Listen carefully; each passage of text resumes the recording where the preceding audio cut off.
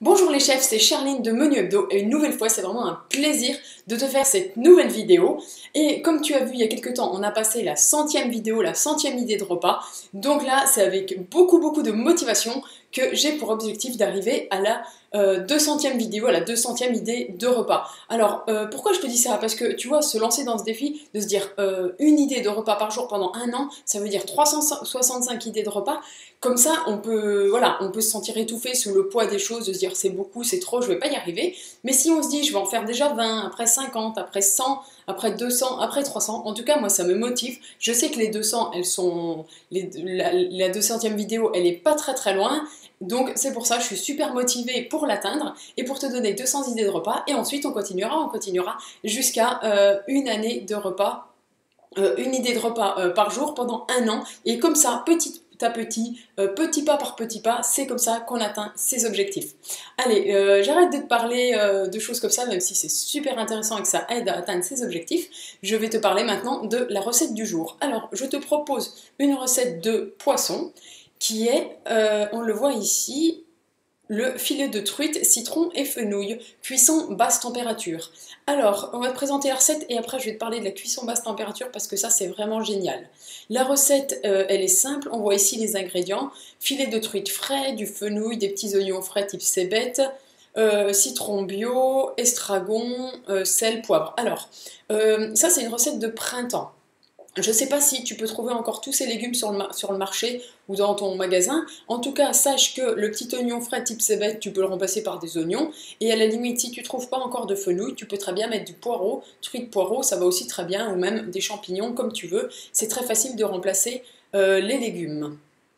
Alors, pour la recette, donc là, c'est la recette à l'omnicuiseur. Je sais que moi, je n'utilise pas du tout des choses un peu sophistiquées comme ça. Donc, on va parler de cette recette-là, faite justement avec du matériel plus conventionnel, plus facile à trouver. Tu vois ici, en fait, c'est un plat avec un couvercle. Donc, ce que tu peux faire justement, c'est chez toi, si tu as un plat avec un couvercle, l'utiliser. Voilà, il faut juste, en fait, le principe de la papillote, c'est que l'eau de cuisson ne s'évapore pas. En fait, tout cuit dans son jus, dans son eau, donc il faut quelque chose d'hermétique. Donc si tu as un plat avec un couvercle, eh bien ça va aller parfaitement. Ensuite, je t'ai dit que je te parlerai de la cuisson basse température, comme c'est écrit ici.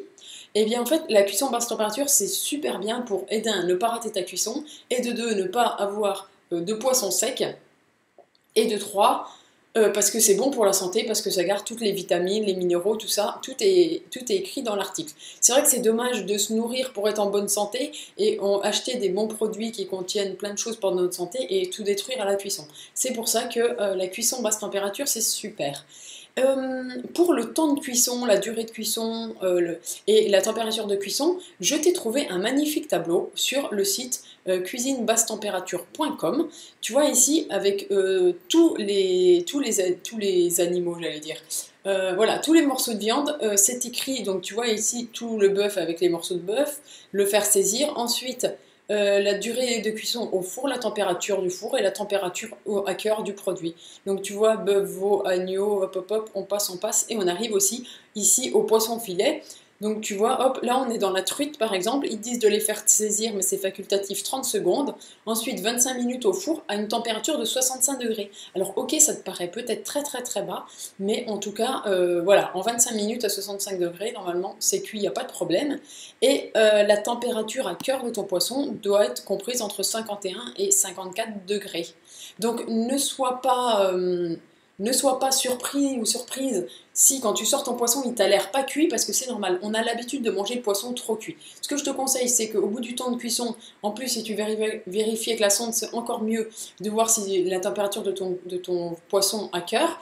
Et je t'invite juste à goûter toi une petite part, et si tu estimes que c'est quand même bon, eh bien tu le présentes à tes invités, à ta famille, et si tu penses que ça manque un peu de cuisson, eh ben, tu rajoutes un peu de cuisson. Mais sache qu'on a l'habitude de manger le poisson trop cuit, donc voilà, qu'il soit un peu tendre, un peu plus goûteux, avec un peu plus d'eau, et qui t'a l'air moins cuit, c'est normal, t'inquiète pas. Voilà, on arrive à la fin de cette vidéo, je te remercie de l'avoir suivi, et je te dis à demain pour une nouvelle idée de repas. Bye bye!